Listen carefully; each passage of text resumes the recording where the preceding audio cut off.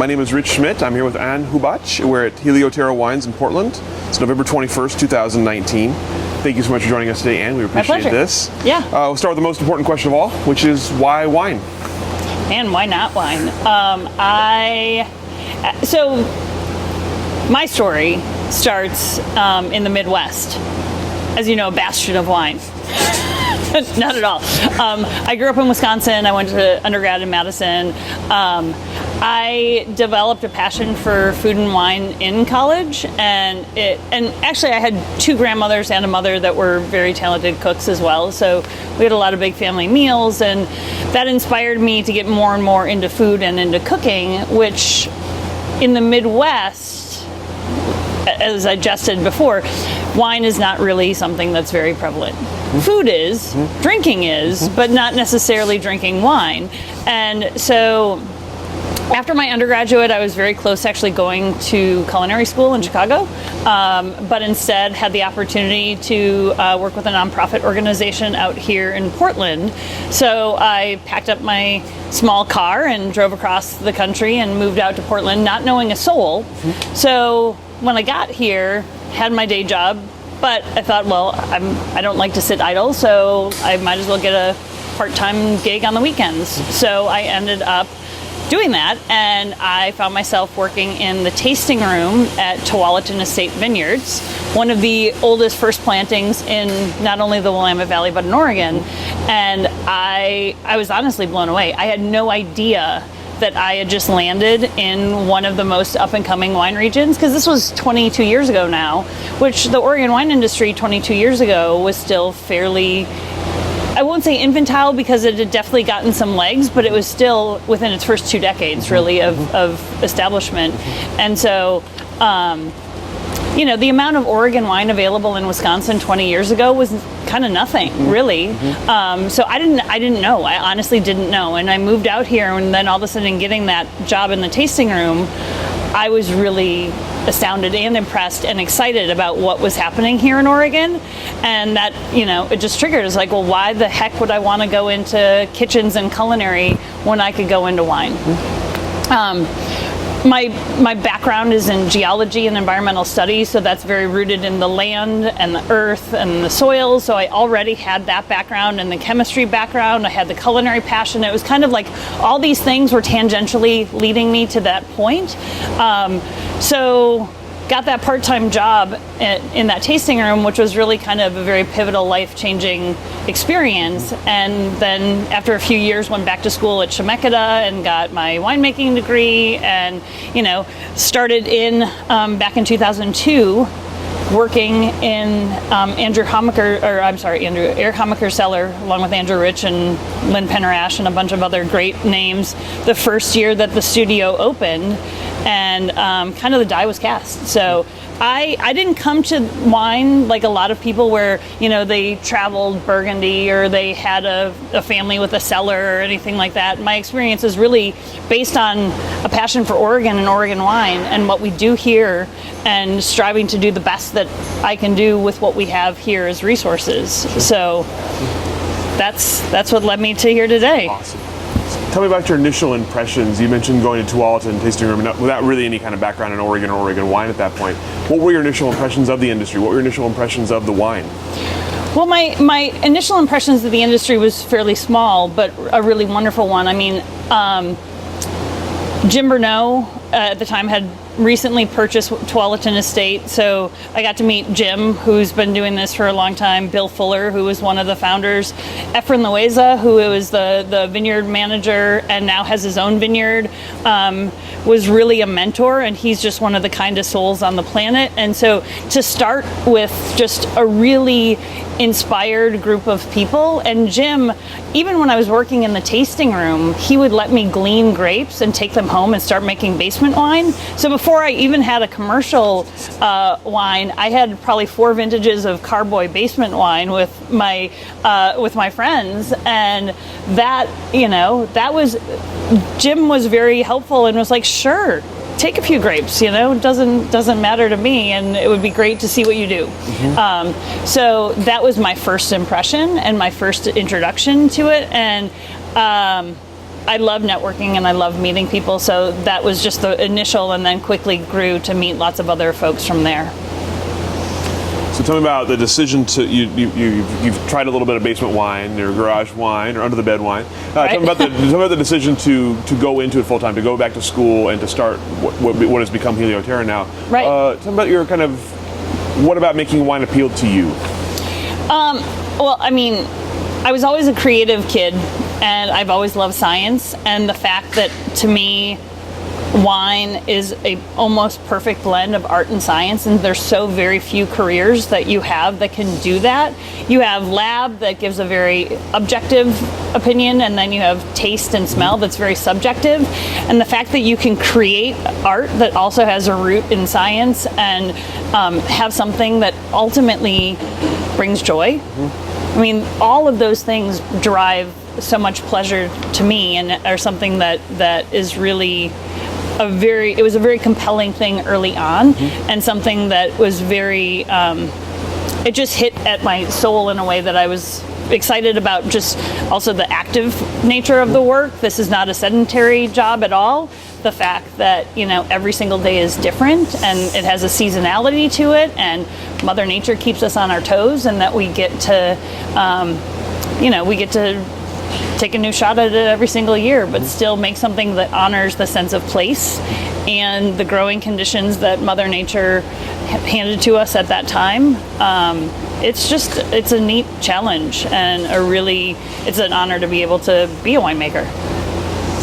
So tell me about the process of learning it and of going to Chemeketa and becoming a winemaker.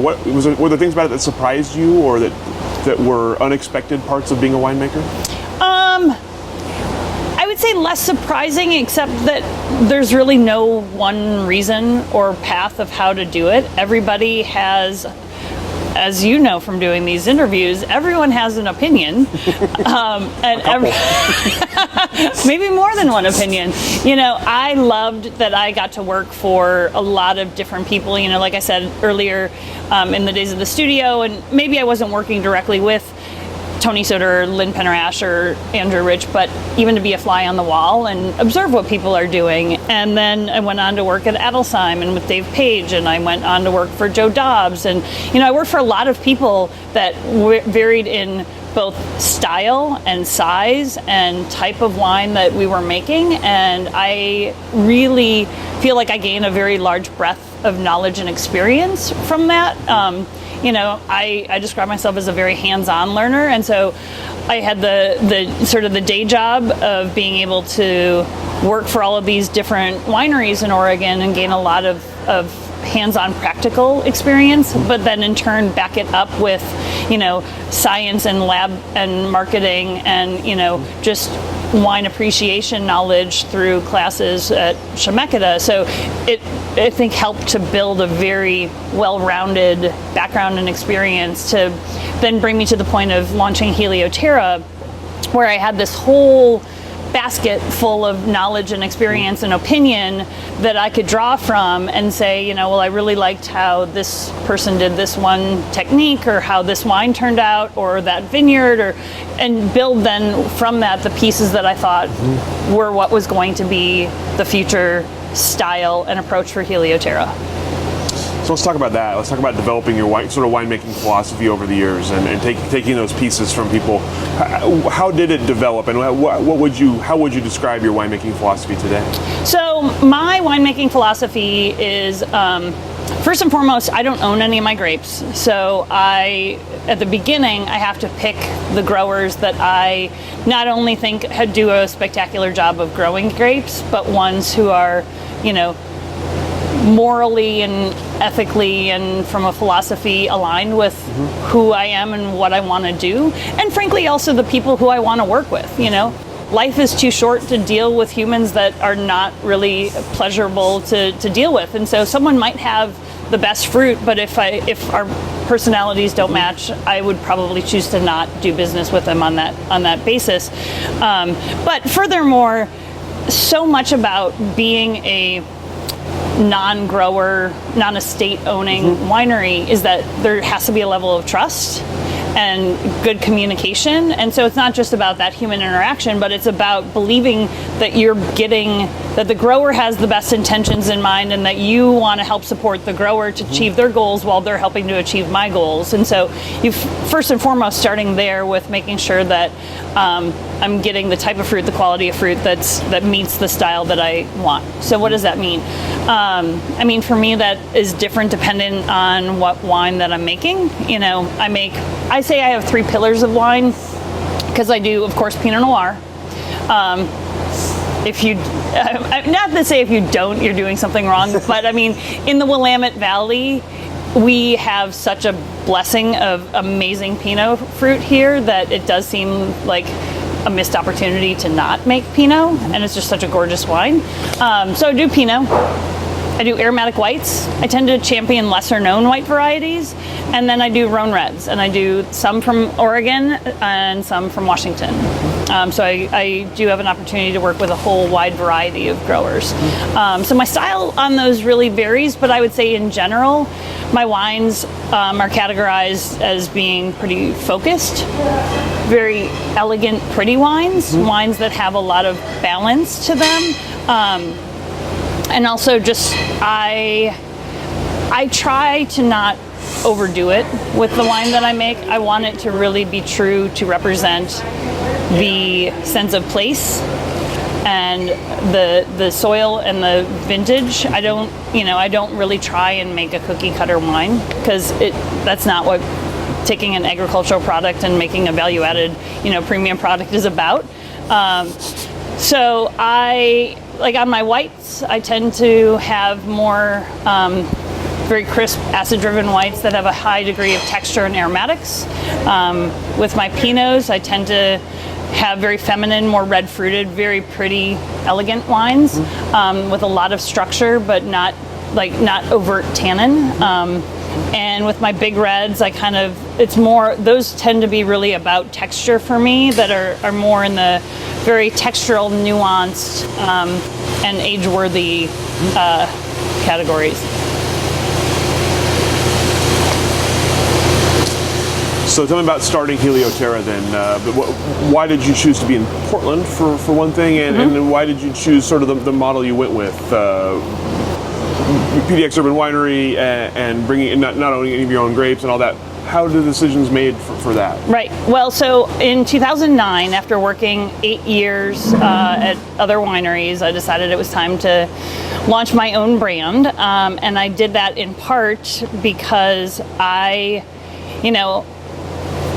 was putting my heart and soul into every bottle of wine that I was making, and then I was putting somebody else's label on it. I mean, the world didn't need another Pinot Noir, but I needed to know that what I was doing, that every decision that I was making along the way was going ultimately then to something that I literally could put my name on from the start to the finish. And that ownership of the product and the pride was what was most important to me.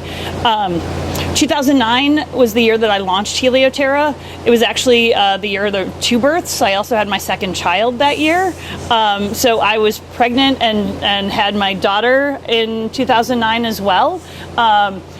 So it's a very meaningful year for me in that way. And it was something that, in hindsight, I maybe was taking on a lot because I had a 2.5-year-old and an infant and a business that I was starting. And there was that recession thing that happened too. That was, not great. But if I could start in the recession and grow a business, then that has helped build in some resilience.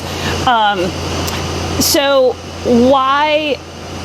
I guess that kind of answers the question of why Portland and why urban. I had a little bit of money from a grandparent, but I also looked at my husband at the time and said, hey, I want to do this. And I literally pulled half the equity out of my mortgage to buy grapes and barrels. And I said, I need to bet on myself here. And I want to take that chance. And I think I have a great opportunity to do something special here. I knew that I had made 90 plus point wines for other wineries, and I wanted to do that and build something for my kids. Now that I had a toddler and an infant, I wanted to start building something that could be a legacy for our family, right?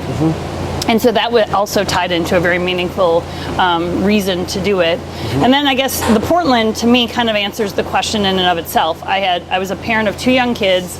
I lived in Portland, you know, I didn't own vineyards, so I didn't have to be out in town. And there were opportunities. The first year I worked in my friend John Groshow's cellar, and he had opened a winery in Northwest Portland, and there was extra space in his building. So, you know, to be able to partner up with him and Vincent Fritchie, and then the 3 of us down the road ended up launching a brand together as well called Guild Winemakers. And so, you know, like, to be able to be in a synergistic space in town that still allowed me to be a parent and a winemaker all together was kind of the no-brainer, right?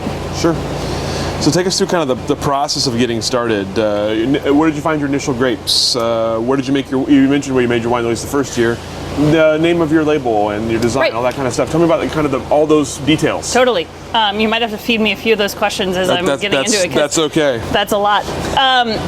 Where to get my grapes? So first and foremost, the first year I only made Pinot and Syrah, and I only made 400 cases. So I bought, you know, just a couple of tons, 6 tons, and a few fermenters and a few barrels. The first half of my Pinot was from Apolloni, and I had been their winemaker for 3 years. And I said, guys, I adore you, and I need to do this for myself, and I'm gonna go and launch my own brand, but I would really love to still work with you. Can I buy some grapes from you? And Alfredo said, Anne, we would be honored. What would you like? And I said, well, my favorite 2 blocks. I said, I want the 115 from block 2 and the 777 from block 3. He said, they're yours. So, I mean, right out of the gate, I was already getting fruit that I had a ton of experience with and that I already knew very, very well, and I already knew the quality and what I was getting. So that was a big piece of that. And then also on top of that, I had found a very small vineyard on the top of Walnut Hill in the Yosemite Hills. I can't remember how we came to be connected, but somehow that worked out.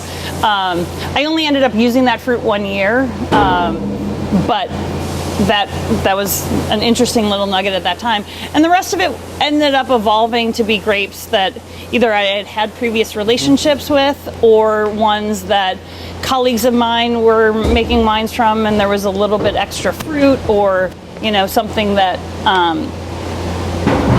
you just start to build those relationships. You know, being in a shared space, you get to talk to and taste through talk to growers and taste through a lot of other barrels. So I was also able to see what other people were doing, and then, you know, as those vineyards were coming online and had more fruit available, opportunities arose. Like Bjornson was one of those. It's a great example that John Groshow was getting the first fruit off the Bjornson vineyard, but they were continuing to plant and grow, and then 3 years later, I had a contract with Bjornson, and then 3 years after that, I made my wine at Bjornson for a few years, and, you know, they're Midwest like me, so it was just this, you know, very synergistic relationship. So every vineyard came from a slightly different spot, and at its peak, I think I was working with about 14 different wineries or vineyards across Oregon and Washington, which is a lot for only about 2,500 cases. I don't ever do things the easy way. But one of the reasons of not having an estate vineyard, besides cost, is that I make a lot of different things, and it allows me to work with a lot of different places and a lot of different soil types and a lot of different grape varieties, to make a broader range of wines that excite me. And my customers. So, absolutely. Yeah. Name and label. Name, label. I love this story, and I always forget to say it. So, I grew up with the last name Ebenreiter, and then I married as a Hubatch. Neither of these are easy names. They certainly were not going to be on a label. And so growing up in Ebenreiter, no one could spell it, no one could pronounce it. You know, I was like, I will be damned if I have a label and a name and a brand that no one can pronounce, you can't spell it, you can't say it. And I, as a side note, often feel that like a lot of people tend to not not a lot of Americans tend to shy away from some European wines because they're embarrassed of not being able to know how to pronounce things. Absolutely. Right? So like, I didn't want someone to not buy my wine because they couldn't pronounce it. So I said, all right, it's got to be meaningful to me. And for personal reasons, it had to be able to be spellable and pronounceable, at least to 90% of the population, right? So naming a brand is way difficult. Harder than naming a child, harder than naming, I mean, first off, there's tons of names out there, lots of them that are already in use. Second off, to find something that's inspiring and a good story, because you have to have that elevator pitch too. I mean, how many times do I tell someone what I do and then what's the name, what does that mean? A lot. So this is a story that I'm going to tell for perpetuity of my life. So that had to be something that is meaningful and catchy. So as I said earlier in this interview, I had an undergrad degree in geology. I chose a name that was inspired by geology and my chosen home of Oregon. So the Oregon State gemstone is the heliolite, which is more commonly known as sunstone. And so helio is Greek for sun and terra is Greek for earth. So double entendre, what do you need to grow grapes but sun and earth? And then I chose the ammonoid fossil as my logo because I thought that looked like the sun depicted in the earth, loosely, but in a geologic way. To nerd out even further, the heliolite, the gem itself, so it's located in a main deposit in southern Oregon in Lakeview, in the Lakeview area. And in its truest form, it's kind of an opaque, cloudy, beigeish color. My Pinot Noir label is an opaque, beigeish color. Heliolite, though, also has trace minerals to it, and it can have iron and copper. And when it has iron in it, it can have a rusty orange color as the mineral. So all of my Rhone Reds have a rusty orange, auburn colored label. And when it has copper, it has sort of a lighter teal color, which all of my white wines and rosés have a teal color to them. That's incredibly coordinated. Or totally nerdy. Or both. Or both. We'll go with both. So that's amazing. There's a lot of thought and detail that goes into the name and the label and the color scheme and why. And then of course also just their very earth tones and you know, I think to the question about wine style, you know, I try and really honor the place and the soils and the fact that we do live in a very environmentally conscious place and try and buy sustainable organic grapes whenever I can. And so those, I think, also kind of translate into the brand. It's very earth focused, you know, very grounded and not super, very classy, classic instead of real flashy and, you know, bright colors. Sure, absolutely. Can we pause for a second? You know, I like to put some thought into things. I appreciate that. So you mentioned with your non-Pinot varietals, especially with your whites, you're going with some maybe lesser known things. Tell me about choosing what you want to work with and kind of how you came across it, and then how you find grapes to make wine out of. Right. So first, I went with Pinot Blanc. I love Pinot Blanc. It's not a popular thing to say, but I hate Pinot Gris. But it's one of those things that Pinot Noir, Pinot Blanc, Pinot Gris, they're all related. I just think Pinot Blanc is just such a more beautiful, aromatic, textural, greater acidity, better wine from what I want to do with it. I do about a half-year élevage program that has a lot of lees contact and lees stirring. I make a very textural but also very high acid Pinot Blanc. And so I want something that has a little bit of barrel, but mostly is kind of pushing the envelope in the acidity, but that the acidity is still within balance within the wine. That was a grape that I chose in part because I had a lot of experience with the producers that I'd worked with in the past. Almost everyone I worked for in the past had made a Pinot Blanc, and I just kept really loving it. And then in finding that fruit, one of the cellars that I had worked in my first real year in the industry, I think I had 6 W9s because I picked up every random job that I could. I worked on bottling lines. I helped do office stuff. I did direct to consumer wine club things. I worked in two different tasting rooms, and I worked a harvest. So like, I was just trying to piece together any job in the industry that I could to pay the bills so that I could keep being full-time-ish in wine. So one of those experiences was working with Yamhill Valley Vineyards, and I worked part-time in the cellar and part-time in the tasting room, and they had some really tremendous old vine Pinot Blanc.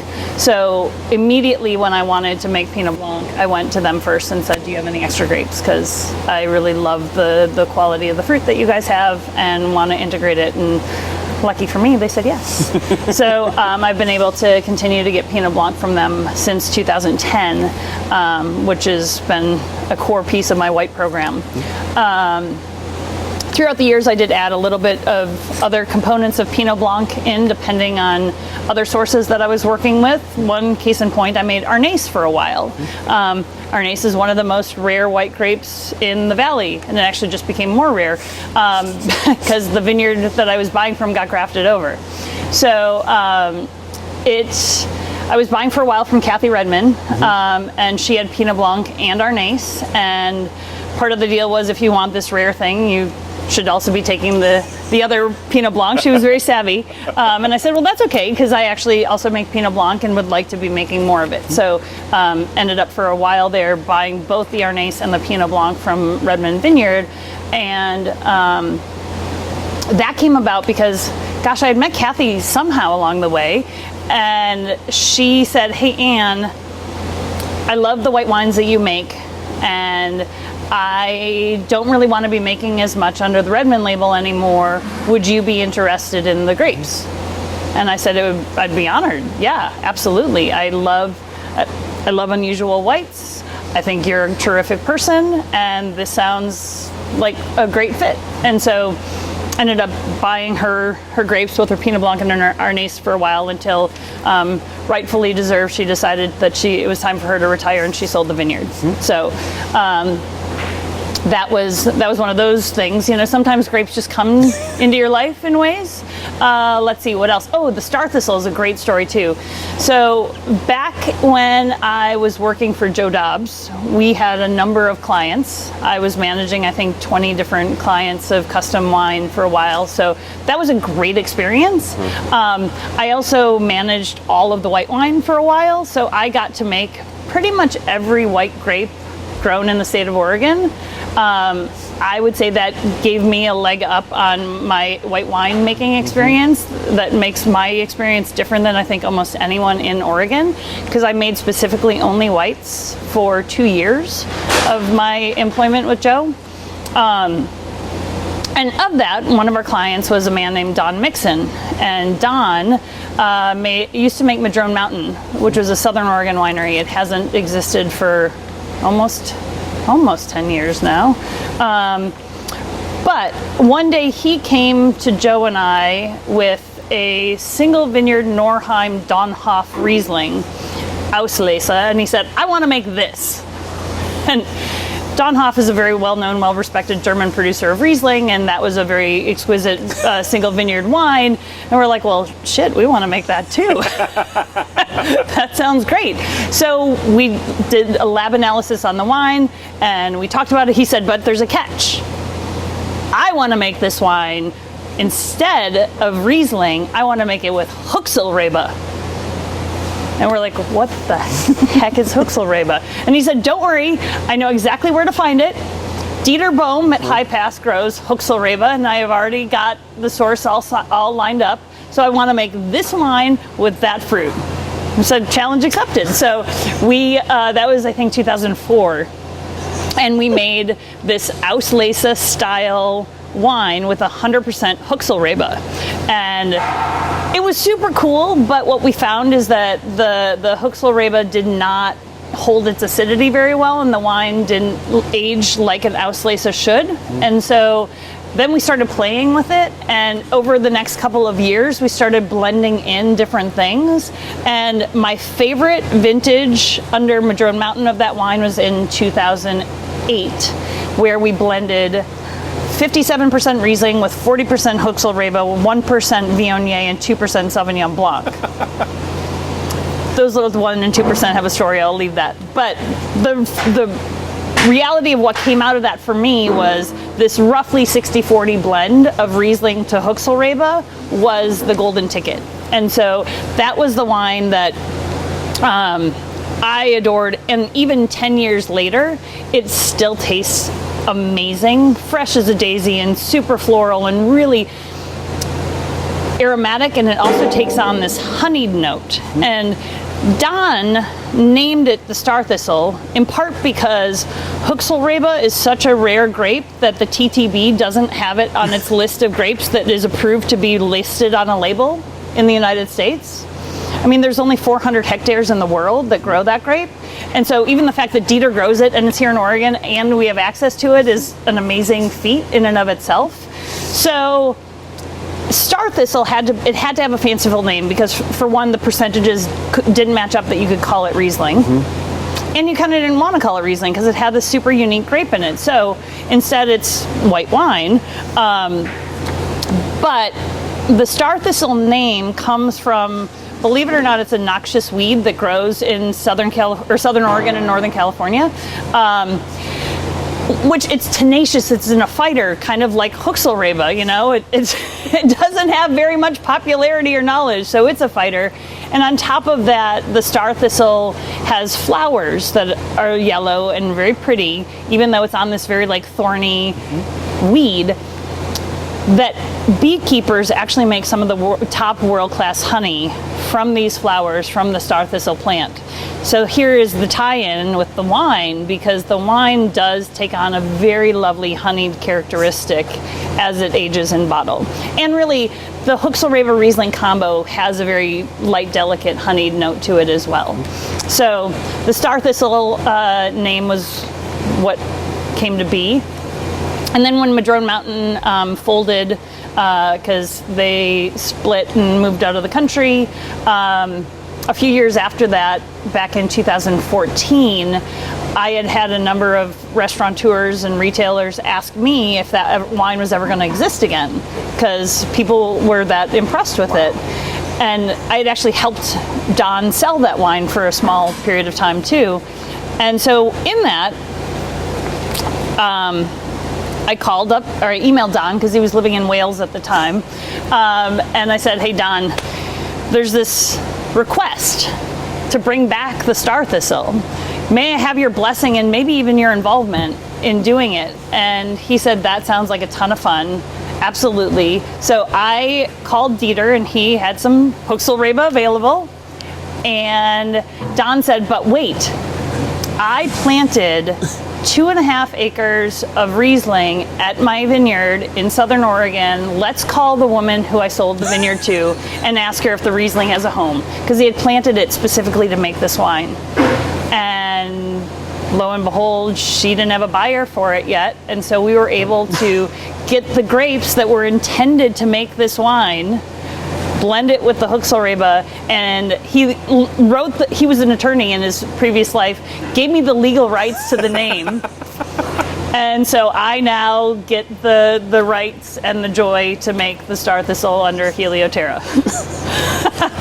That is awesome. It's a great story. I love that story, because it's been around for a long time. And I made that wine for him for 4 or 5 years, and then Lisa Donovan down in Southern Oregon at Palette Wine Company made it for him for a few years because it was too hard to come up to the valley.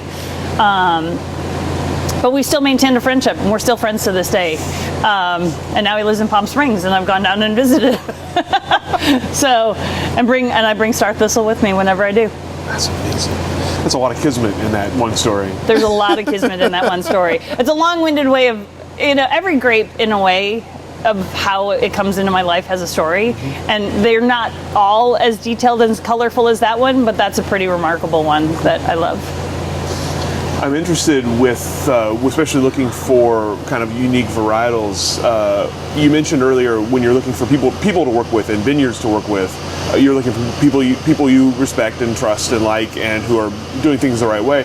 I'm curious, do you have a similar philosophy when it comes to looking for grapes, for soil types, for elevations, for locations in the state?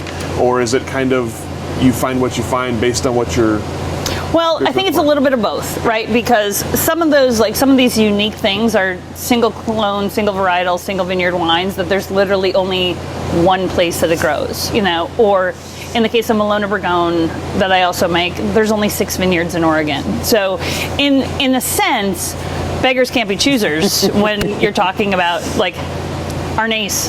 It's Ponzi and it was Redmond, well, Ponzi doesn't sell theirs, so I can either have Arnace from Ribbon Ridge or none at all. So there's a few things that come down to the scarcity factor of some of them, and part of that is then also championing those wines, those grapes, those vineyards, and helping them to champion what they do and get their name out there too.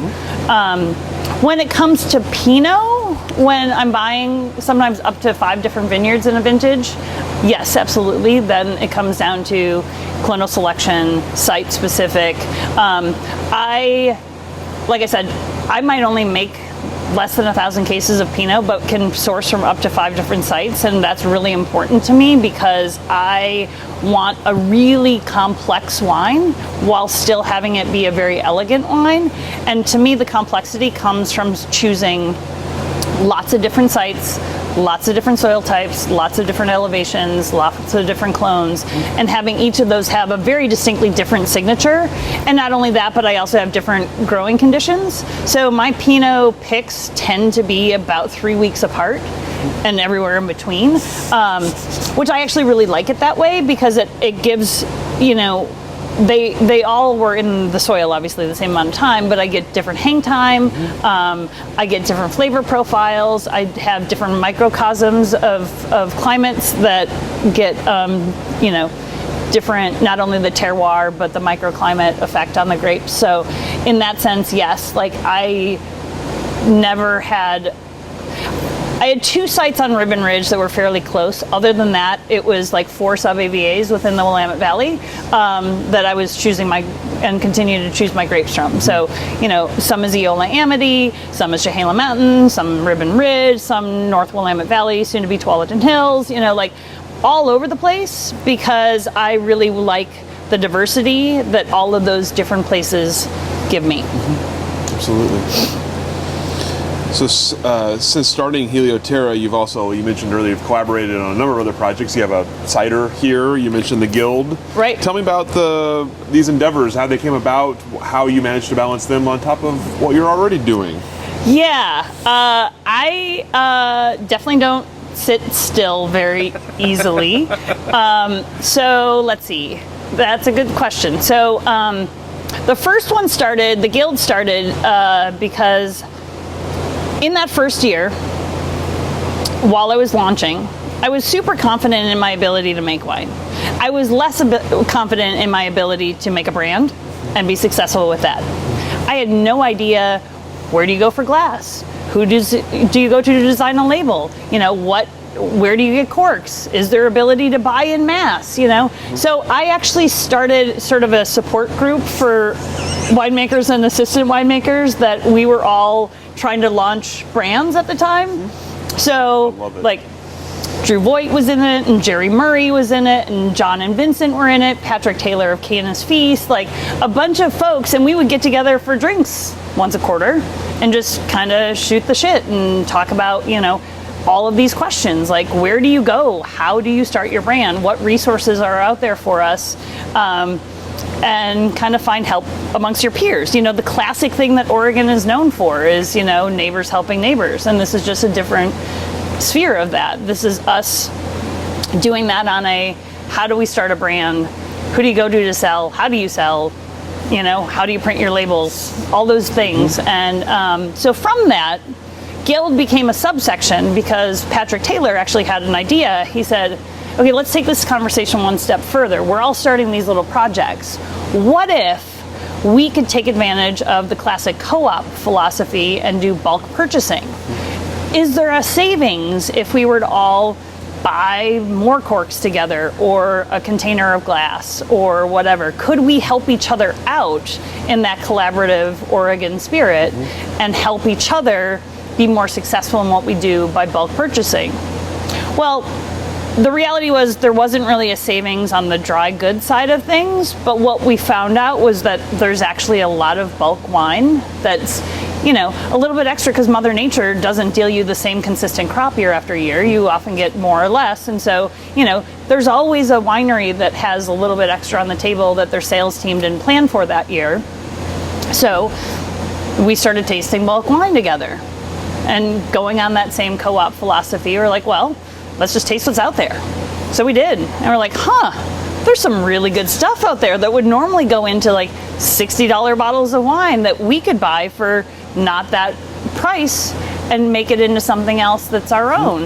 And so we started blending up our first batch, and we're like, you know what, I think we have something here. And that was John, Vincent, Patrick, and I. And so we, over a dinner party, decided, well, heck, let's all put some money on the table and buy some bulk and create a quick brand and see what we can do. And it came about at a time where all of my first vintage of Helioterra was in the barrel, so I was kind of just waiting anyway, so kind of looking for something to do. Couldn't stand still, even though I had an infant at the time, but it was a way to still be creative and also use some of the investment that I had set aside for future Helioterra growth to try and put it into something that I could maybe turn that money and then maybe build up my investment that I could use for Helioterra. So trying to think financially strategic there as well. And that first batch, we only made like 300 cases. And Catherine Cole, you had mentioned her earlier, and Catherine put us on the top of the food section of the Oregonian back when the paper actually still had a lot of distribution, and she had a half-page article about us launching this brand, and we sold out of those first 300 cases in a month and a half. And we're like, oh, I guess we actually have something pretty good going on here.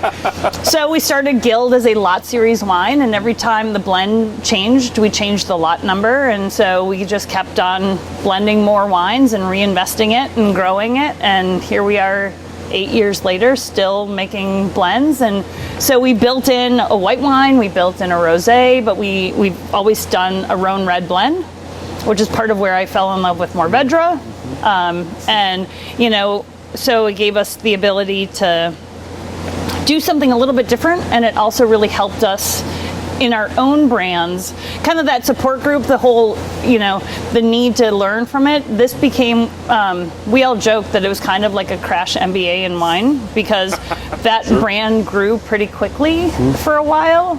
And it allowed us access to get our own brands onto like the New Seasons and Whole Foods shelf pretty early on, and an exercise in becoming core brands in some of those stores, and like these things that like I alone as Helioterra probably couldn't have achieved at the same level without having this cohort and this other experience and this other label. And then we grew through distribution as well, and was able to use Guild as a tool to say, all right, hey distributor, we want to help you save money on transport. Why don't you buy a half a pallet of this Guild wine that I do as a partnership, and then a half pallet of Helioterra, and you've just reduced your transport costs. So there's all sorts of efficiencies of how those things built in together. And just to have a sounding board of kind of your dial a friend scenario of having a set of colleagues who you really trust, not only in a wine that you're doing together, but then during the harvest season, if there were things that were hey, smell this, what do you get? And to bounce ideas off of how we were making our own wines was kind of, I called them my big brothers, that it was really nice to have close colleagues that you could really trust and have as an advisory when you needed another opinion about something. Sure, absolutely. But then that wasn't enough. Because I was like, oh, that works pretty well to have this second label, but we didn't want to do Pinot, and I started my Helioterra pricing at a point that could be glass pourable, and then increased my price that I was no longer a glass pourable wine. And so I said to myself, I need to have that so that I could deal with both retail customers and restaurant customers to have a glass pour wine.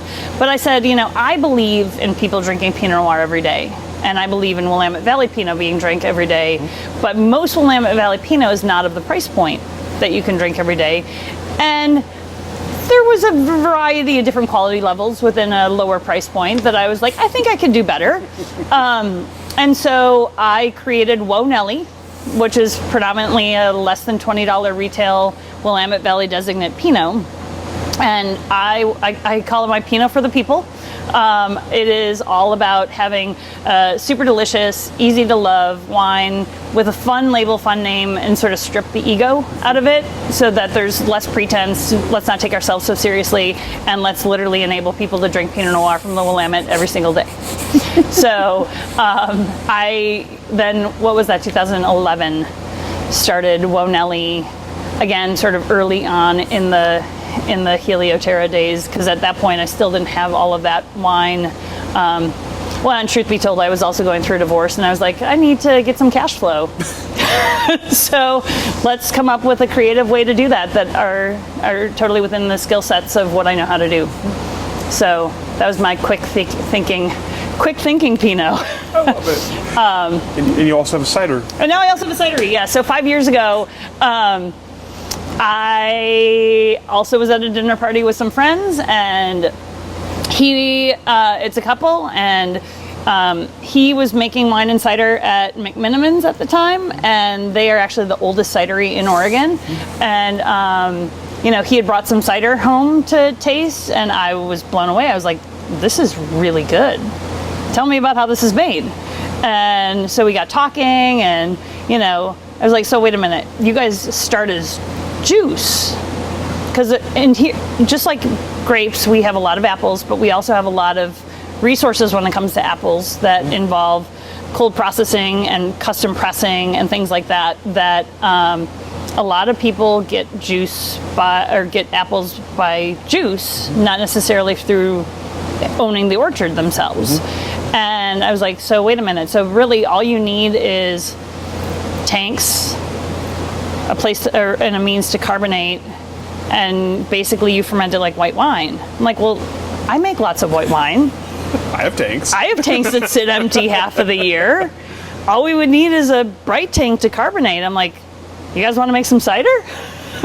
So similar to the guild philosophy, we all decided that was a good idea, and it's our winemaker's alter ego to make cider. And so Alter Ego was born just a little bit over 5 years ago. And what's fun with one of the things that I love about cider is with Pinot, we do take ourselves very seriously, with good reason. There's generations and hundreds of years of experience behind making premium Pinot Noir. It is in a world class of its own. There's a good reason why there's a sanctity around what we do with Pinot Noir. But cider, it's such a new. It's been around for a long time as well, especially in England and France and some in Spain. But domestically, the craft cider scene is still fairly young. And thereby there are also not as many rules or pretense around what it means to make cider. And so there's endless opportunity that's only limited by creativity of what you can do with cider.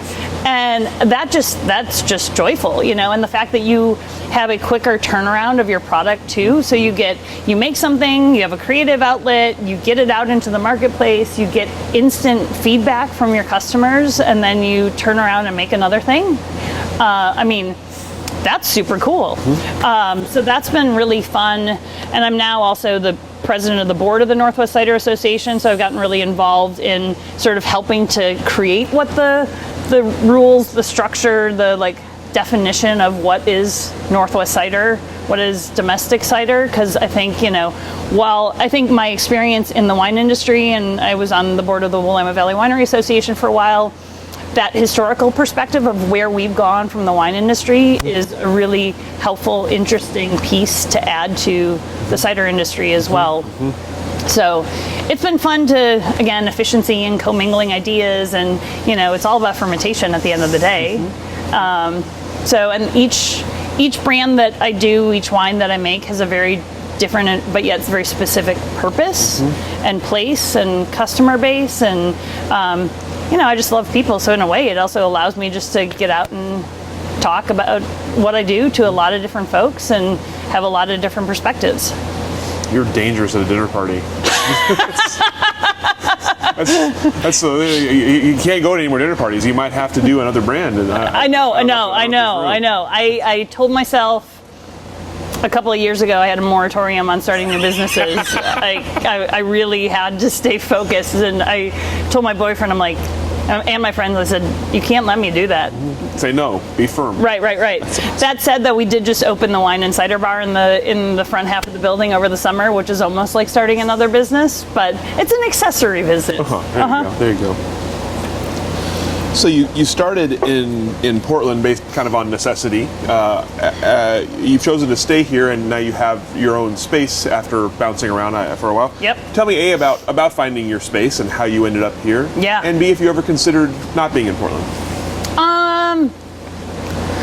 I've considered not being in Portland down the road, maybe after my kids are graduated from high school and on to college, but I've still got 7.5 years, not that I'm counting,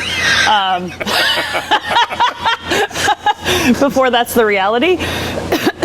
So for the time being, Portland it's my home. It's where I own my house. My estate vineyard, I have one grapevine in my backyard.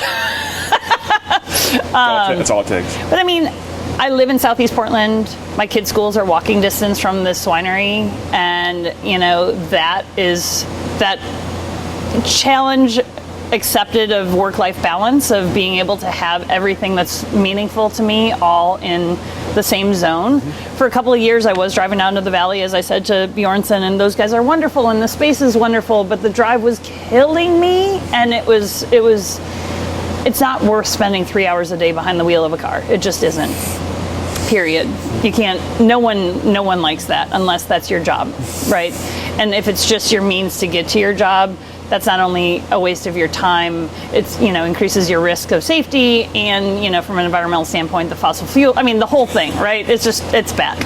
So, this was an absolute luck treat that this worked out to be my space, because so this space has a nearly going on 20-year history of beverage making. Prior to that, the owner of the building had a commercial photography studio in this building, hence that we have these skylights here that have natural light throughout the building, which we close in the summer to keep the heat out, and we open in the winter because, man, who doesn't want natural light in the middle of gray Portland? Or Oregon, I should say, but here we are in Portland. So this building was originally House Spirits. So House Spirits was located here for 11 years when it was getting going. And then they quickly outgrew it, and so they have a much larger space just down the road. And then it was taken over by a shared winery space called Urban Crush that was run by Ed and Lorene Fuss. Well, Lorene O'Brien Ed Fuss. And they had a few different wineries operating in this space. And as luck would have it, Alter Ego needed a space to park every once in a while and have some tanks to make cider in. And there are some very large cider tanks over there that were existing here already. So we actually were one of the tenants in this building under Urban Crush as the cidery while I was down in the valley making wine at Bjornson. And so when Ed and Lorene decided they kind of wanted to retire and not do a shared space, we said, well, can you give us the contact of the landlord, because we would love to take over the building. And it was between us and one other person, and luckily the landlord chose us. So this was like a unicorn. It literally was the only available, already built out winery in Southeast Portland, walking distance to my kids' schools, that we were city, state, and federally licensed to produce alcohol in already. It literally was, we convinced the landlord that we could take over the lease and sustain it. He changed the locks, and the next day we were producing. Incredible. I could not have lucked out any more significantly than that. Like this has been, and it's a big enough space that I can make both my wine and cider in and have a wine and cider bar in the front. And I mean, all of it. It was dreamy. It's awesome. Yeah. Tell me about the benefits of being in Portland and being part of the Portland wine scene, and maybe some of the disadvantages as well. Right. Well, I mean, I think let's talk about advantages, because let's be positive, right? Absolutely. For me, first, from a grape perspective, getting fruit from both Oregon and Washington, I'm actually closer to my Washington fruit from here than I would be from, the when I was making my wine down in the valley. And I do find it very important to be able to bring in my grapes and process the grapes that same day. So that is an important piece. Given that my first 6 years were here in the city, and that I used to do all of my own sales for about the first 6 years too, almost all of my customers, or my strongest customer base, is here in Portland. And so that was also a no-brainer. Both my direct-to-consumer customers and my trade customers in retail and restaurants were, first and foremost here. So, I would try and hold winery events when I was down in the valley, but most of my customers from Portland didn't want to drive down to Salem. So, I actually had very lean wine club events for a while because people didn't want to make the drive. And without me having the vineyard and, have everything be homed there, it was hard. It was hard for me to get over that too. So to be able to have the space that I can not only have my consumers come here, but also hold events and have more going on. Portland is a very vibrant scene. I love being a part of it. I love connecting and doing collaborative things with restaurants, and actually starting next 2 weeks from now, we're going to start doing an acoustic session up in this loft. Cool. And that might turn into a weekly thing. We're doing restaurant pop-ups to do certain events in here. I mean, being able to be in the city and to collaborate with such a cool, we're the top, we'll say it, the top food city in America, or at least the top 5 every single year. And to be housed here and have the opportunities to partner with all the other people doing amazing things in food and beverage is like endless opportunity, right? And I love that stuff. That's a ton of fun. And to be able to bring more people in and obviously turn new people on to Helioterra, that helps to build and grow what I do. Downsides, if I had a vineyard, and maybe down the road when the kids graduate and whatnot, maybe I'll buy land and be somewhere in the valley. Maybe it'd be Hood River. I don't know. For me right now, there really wasn't an answer besides being in Portland. Real estate is more expensive, certainly. But I think the pros far outweigh the cons for me of not being closer to the source, given that I don't own a vineyard. And tell me about the Portland wine scene. Obviously, it's growing rapidly, has grown pretty rapidly, despite being fairly young. Tell me about how you've seen it change since you've been a part of it. Well, there's both the wine scene from a producer standpoint and from a somm standpoint, right? And so there's a lot more producers that keep coming into Portland, which is just, it's the rising tides floats all boats. The fact that we have a lot of people coming to Portland, and a lot of them that are coming for food tourism, and the more of us that have wineries, cideries, distilleries, breweries, all of those things, that people who might want to come to Portland specifically to experience the craft nature of what we do here. If you're the only winery in town, you're not going to necessarily get as many visitors as perhaps if you all band together and say, hey, even when we have visitors coming, tourism from Portland that comes to our door, there's instantly, on 2 hands, a number of places that you can refer them within a short, not only Lyft, Uber, taxi, but also pedicab or bike ride, that people can go and go to another winery or another brewery or cidery that's within really close distance. And so you get a lot of people who are coming here to enjoy what Portland is doing, and the wine scene is a very vibrant piece of that. I would also say a lot of younger wine consumers are getting more and more turned on to not only experience, but also unique, interesting wines. And I think, I just was talking about a lot of the more unique, interesting, nerdy varieties that I work with. And also the fact that we do have like this room that we're sitting in that's literally a loft that sits out over the cellar. And to be able to have the opportunity to bring a whole new generation of wine drinkers into a very unique setting and give them an experience and something that's different than you might get if you were going, that's really a more urban type wine tasting experience than if you were out in the valley. Can't knock it. I mean, I love sitting and looking at those beautiful rolling hills and vineyards too. It's just not what we have here. So, being able to like listen to acoustic show in a loft looking out over some barrels, it's a totally different type of wine tasting, right? You mentioned, actually, I want to back up for a second because I feel like I kind of skipped over your pre-Helioterra in Oregon wine days. So I'm curious if you could take me quick kind of on the path from you working 6 different jobs at once in Oregon wine into you being a winemaker and some of the various places you stopped along the way before you started Helioterra. Yeah. I was very fortunate to work with a bunch of really great folks. So, like I said, my first wine experience was in the tasting room at Tualatin Estate.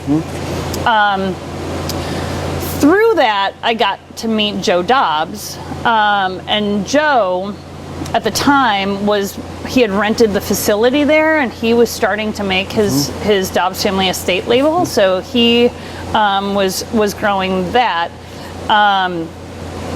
So while I was doing the tasting room, I would kind of chat with him on and off as he was getting his thing going, but it was still small at the time, which is hard to believe because he's now one of the largest wineries in the state. But Joe had a small production at that point. And so I went to first work at the Carlton Winemaker Studio, and I was very tenacious and basically wouldn't stop asking Eric for a job until he gave me one. And had a great year harvest season that year, and like I said, learned a lot from all the different producers there. Pieced together then all of those jobs I was talking about earlier. But then it was time that's exhausting, having a different job every single day at a different place every single day. But one of the gigs that I had was I helped out on the bottling line at Adelsheim quite a lot, and they bottled a lot. And so I just kept showing up and having a good attitude and working really hard, and they noticed. And so after, a few weeks of helping with bottling, they're like, hey, you seem awesome and really hardworking. Why don't you come and work harvest for us? So that next year I came on to the harvest crew at Adelsheim, and a lot of their crew was also Aussie and Kiwi that come in for the harvest season and had a blast. And then at the end of the season, there was 2 of us that were local that were left, and they were going to choose one of us to stay in the cellar. They had actually offered it to the other guy, but he said, you know what, I'm taking off.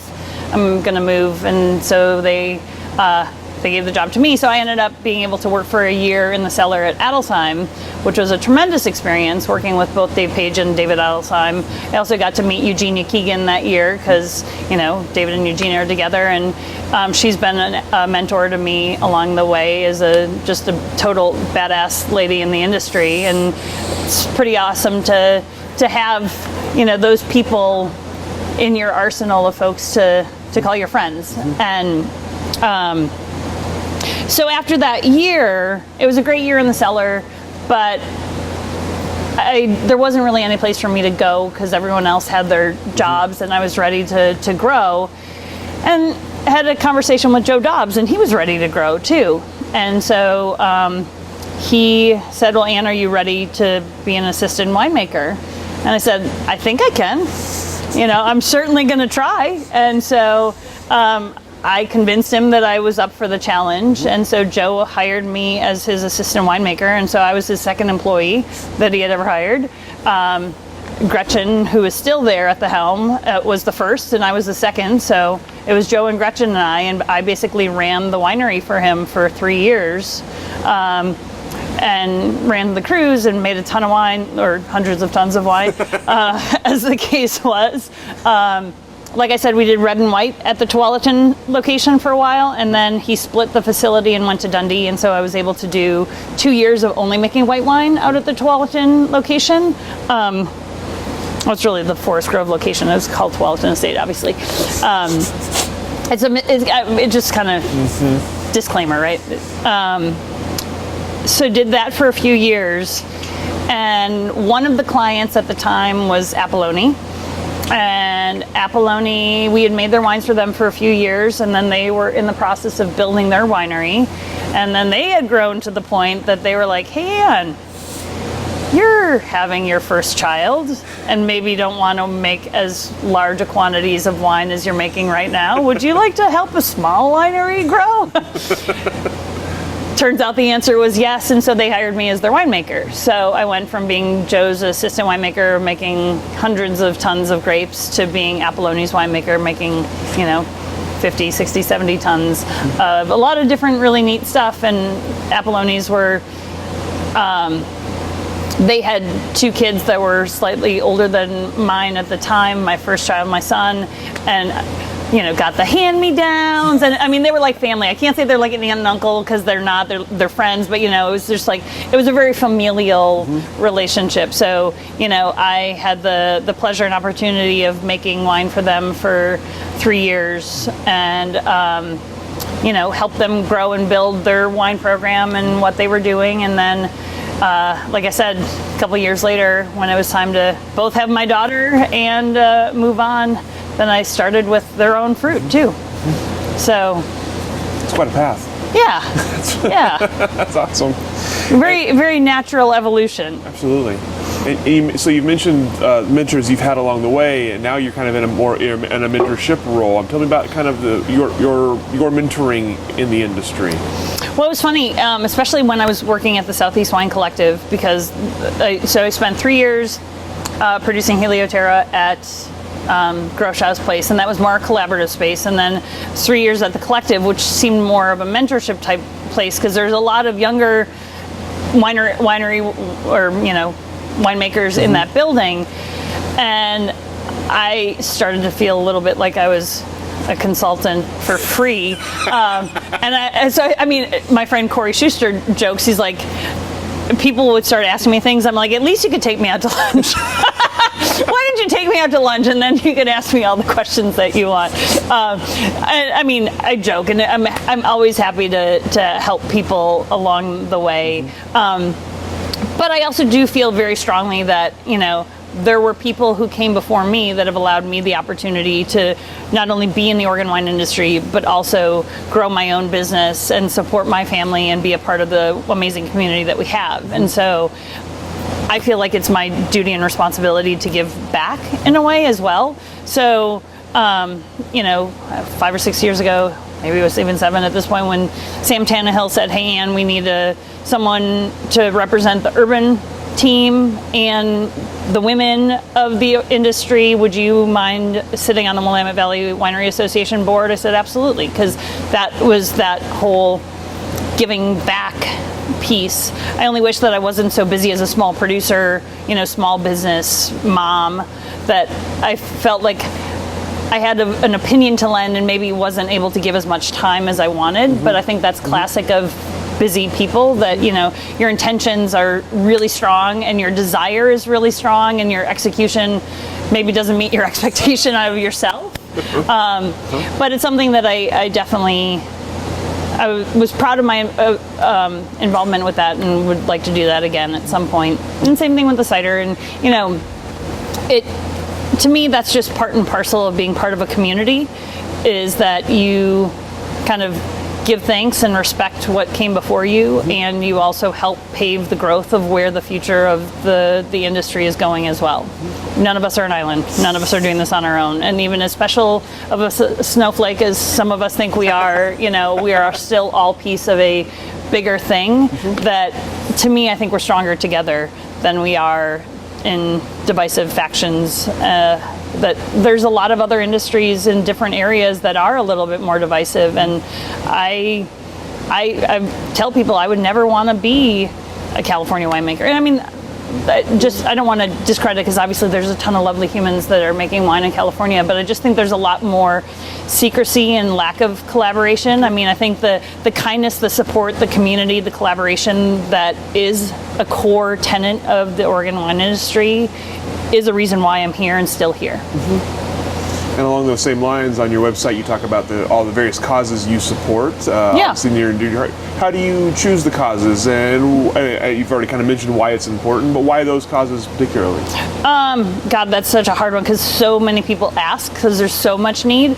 Though the sort of the checklist of who I support, first and foremost, I support organizations that are environmental and specifically hopefully local, that are doing good things from a environmental and sustainable perspective.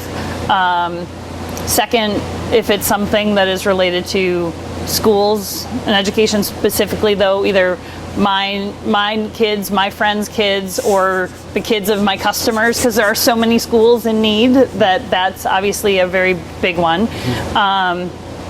And other things supporting the community, or honestly, if there's someone who's a dear friend of mine or a good customer of mine, that's something that they're personally championing and putting their time and effort behind because they believe in it. If someone has come to me as a personal appeal, that is another way to support. Interesting. So you've been in the Oregon wine industry for about 20 years now. Tell me about the changes you've seen in the industry, in addition to just purely size, obviously. Right. What else about Oregon wine has changed since you've been a part of it? God, there's a ton. I mean, it's really interesting. I mean, first, technology has changed a lot, which is weird because I don't feel like I've done this that long, even though 20 years sounds like a long time. And, and pre-iPhone. I know, right? I mean, I sound kind of curmudgeon-y. It was almost before the email.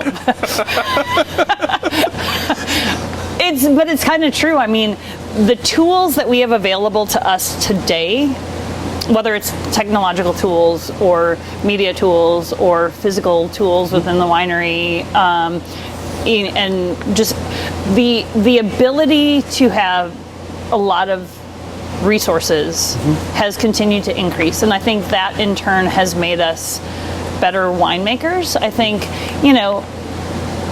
none of us really want to use all the tools in the toolbox, but if you have to, it's really amazing to know that a lot of the labs and other, wine industries that like the chemical companies or the yeast companies, those folks that support our industry, have developed a lot of tools that are really interesting that are out there. It's almost overwhelming, frankly, how much is out there now that, it's not just literally take a grape, put it in a barrel and ferment it. It can be, and a lot of the wines that I make are fairly natural wines that I do a very little bit of an intervention in.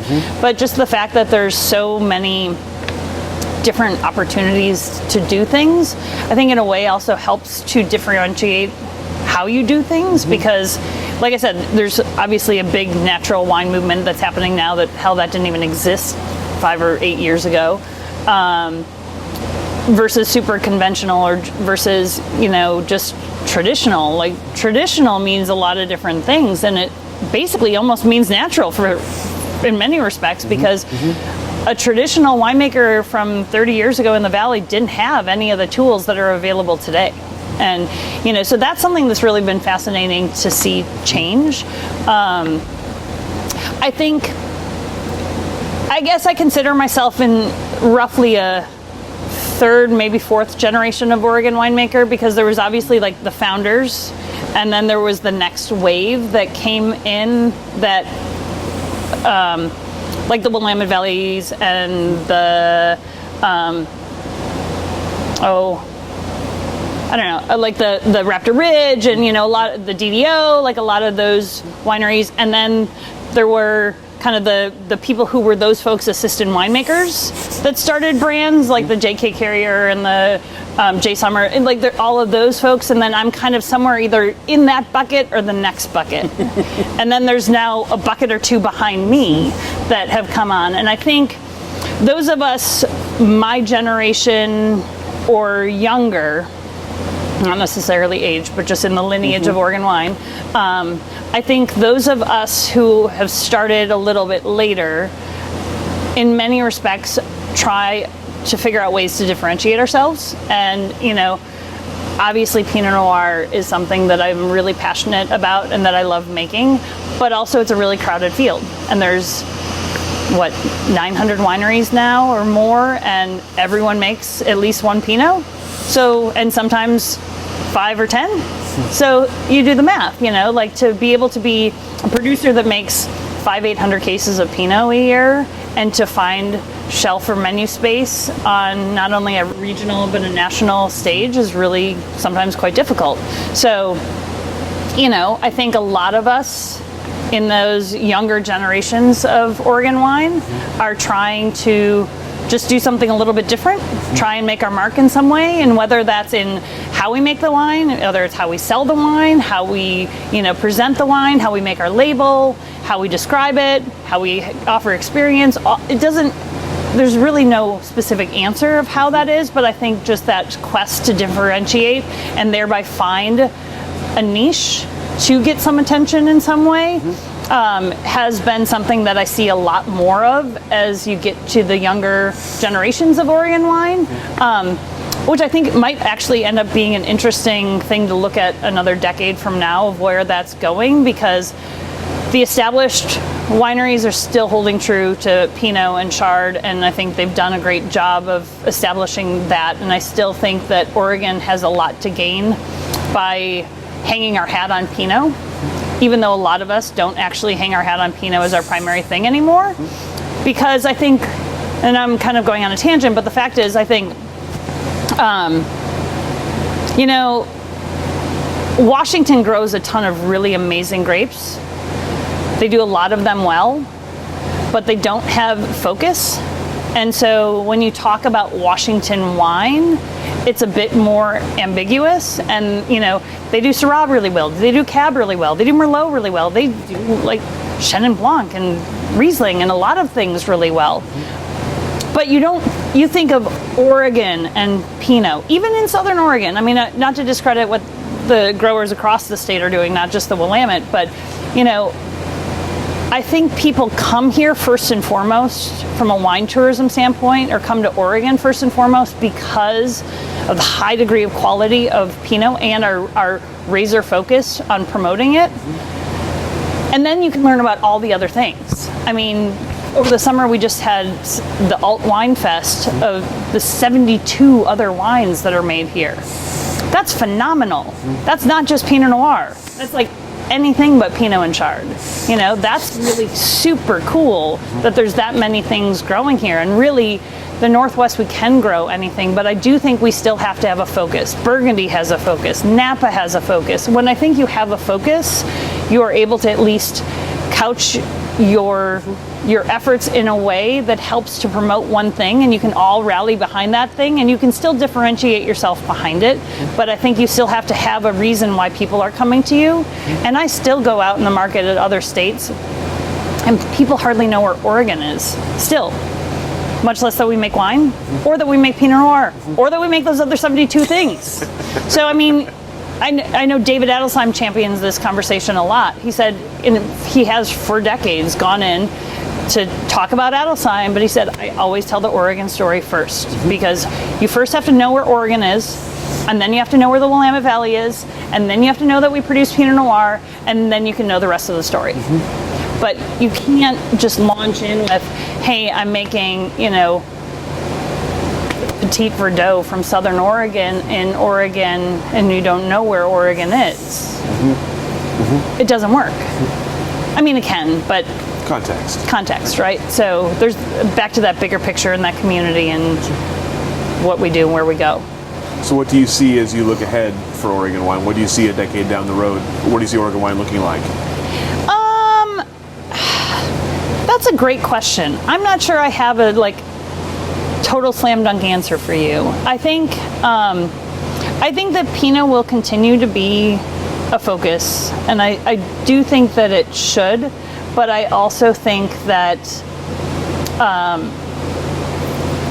that razor focus is, and I think in part folks like the Willamette Valley Winery Association will miss the boat if they don't have a little bit broader big tent philosophy, because I think in doing so, you're missing the fact that we have such a fertile and bountiful place where we live that can grow so many different things, that if we're not talking not only about Pinot Noir, but also about how amazing we are at growing all sorts of things. We do white wines better than almost anyone. I mean, Pinot, yes, is queen, but we do a lot really well.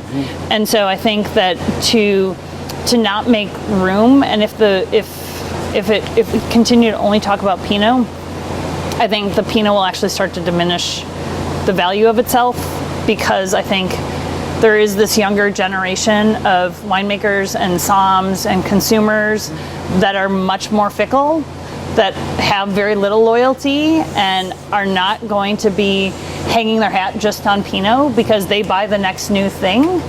And I think that's kind of cool, because guess what? There's tons of opportunity out there, and it's not just about like a different grape variety, but people are blending all sorts of things into wine, cider, beer, seltzer. I mean, you name it, hard soda, hard seltzer, hard, everything is coming out, and there's just tons of beverage opportunities. And, you know, I think it will be interesting. It's almost like we as consumers are crippled with how many choices there are right now. And I think in a way that leads to fewer and fewer Pinot drinkers, unless we're careful of how we do that. Absolutely. And I don't have the answer of what that is necessarily, but I think we need to still promote all things, but do them really well. So I'm curious, as you look ahead, are there concerns you have for Oregon wine? Are there things you're worried about on the horizon?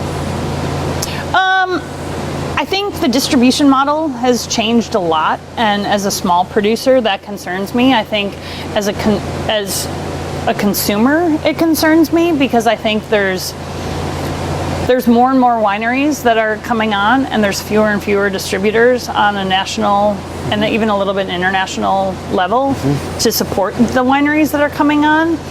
And it is getting more and more challenging to have representation to grow your brand outside of just the back of your car.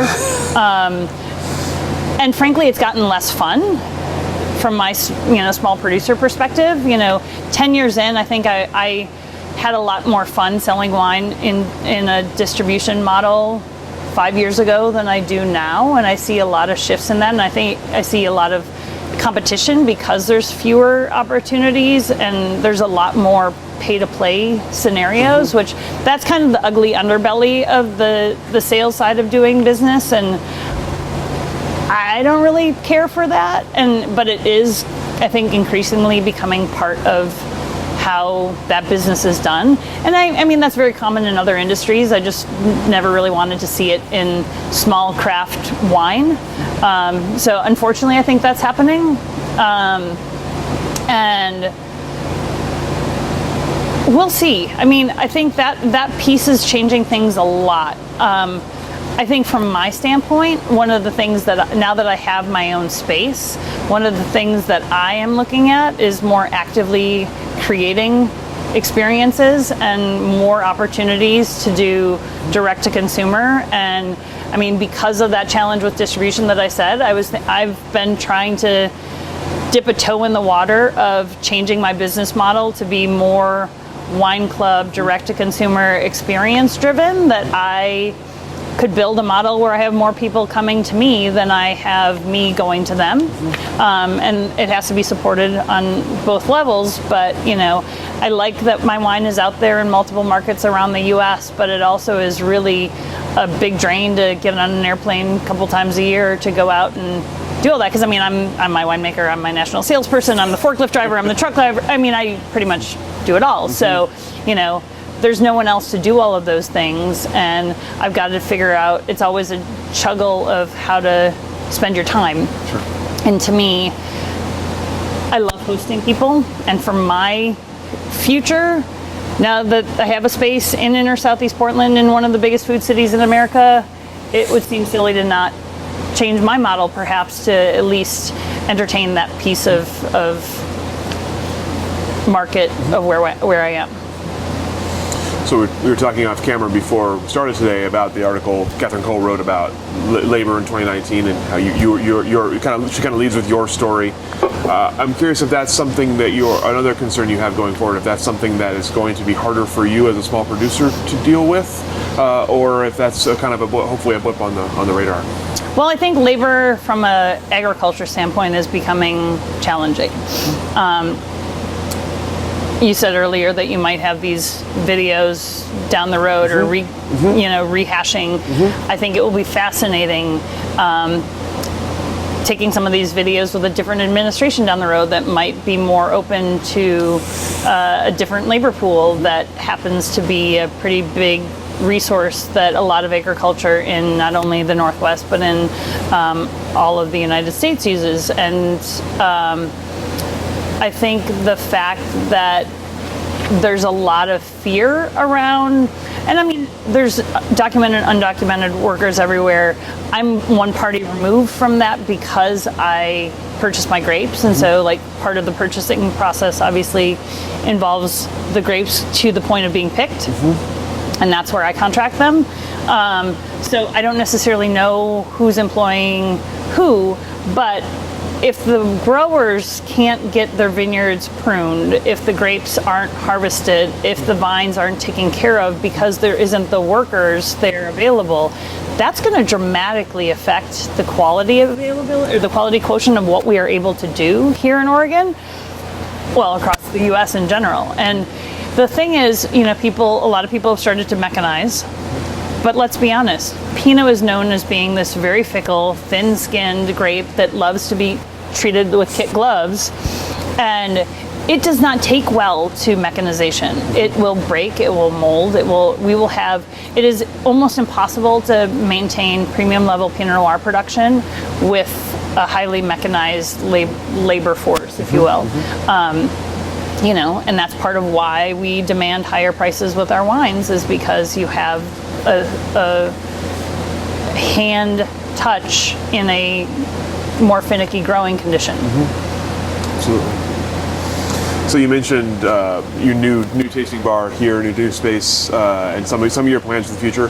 Where do you see yourself as you look ahead 10 years into Helioterra, Alter Ego, Whoa Nelly, everything else that's going on here? What are you kind of hoping will happen in the next 10 years? Yeah, well, I mean, like I said, I actually would be really excited to grow a different business model that includes hosting more people and bringing more customers here. I do love entertaining, and I love sharing my story, and have had a lot of success with the one-on-one appointments that I've been starting to do here in this space. I obviously have limited time, and time is my most valuable resource, so I can't do that for everyone, everything. But I would love, what I'm trying to do is grow the Whoa Nelly brand and the cidery so that Helioterra can still stay small, handcrafted, and more direct. At one point I thought that I was going to grow Helioterra much larger, and I've started to think the exact opposite of that, because either you have to grow to a point and have a bigger team of staff, or you keep it smaller and keep it more hands-on. And I can grow the other things and have the staff and the support there, and I think those are the easier entities to work on growth, so that Helioterra can still stay this passion project that's where the core of my creativity is, and where I can still have a very hands-on approach to make really high quality wines, but on a smaller scale, not making huge quantities of wine. So I think if I could work towards this model, that Helioterra can be sustaining for me and my family, but that I can, have more direct to consumer experiences here and still maintain the same level of profitability with Helioterra, that allows me to also stay close to home, travel less, and work on growing cider and, my more value-oriented brands and send those out into the world. That sort of is more how I see my future going. And hopefully one of these days someone wants to buy one of those brands, and then I can just continue to work on Helioterra. Or more likely start another brand. Who knows? Maybe I'll go off and start a nonprofit. I joke that I might become mayor of a small town someday. So, Well, that's a lot of future plans. I like it. Yeah. I like it. So if someone were to come to you and say they wanted to be part of the Oregon wine industry, what would your words of wisdom be for them? I would say the Oregon wine industry is a phenomenal group of people and community to be part of, and depending on their level of resources, the conversation would go one of a number of different ways. But I would definitely encourage people to get some experience, because there is a wealth of experience here in Oregon. There's a lot of people who are really willing to take their time and take people under their wing and show them the ropes. I think, because of some of the challenges that we were just discussing, I think the industry is maybe less open to suffer fools, that if you don't know what you're doing and just kind of throw a lot of money or inexperience at it, I don't know that the industry is as open to that scenario. I think if you come with your willingness to work hard and put the time in, that then you will get and receive a lot back in return. But I think that we all take our jobs and our life and our craft very seriously, and are very proud to show that off, but only if someone is willing to receive that. Does that make sense? Absolutely. Yeah. So that's all the questions that I have for you today. Is there anything we didn't cover that we should have covered? Anything I didn't ask that I should have asked? You had a lot of great questions. Thank you. That's all Shelby back there. You had a lot of great questions. How did I do by you? Beautiful, like perfect. Perfect. Okay, great. Perfect. I like perfect. Perfect is all we can ask for. Yeah. So thank you so much for your time today, for your answers. Thank you for archiving them. Yes, absolutely. And we'll go ahead and let you off the hook here.